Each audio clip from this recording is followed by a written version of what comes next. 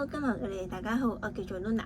咁我今年咧就21歲啦。咁我平時就好中意跳舞啦，會出去 studio 上堂，會參加 showcase，亦都會睇啲 K-pop 自己 cover 啦。咁點解我會想參加今次嘅啦啦隊咧？就係中學開始我就已經會同社一齊玩啦啦隊啦。咁嗰陣時就覺得呢件事好有活力之餘又好有意義啦，因為可以為比賽上或者球場上嘅人打氣。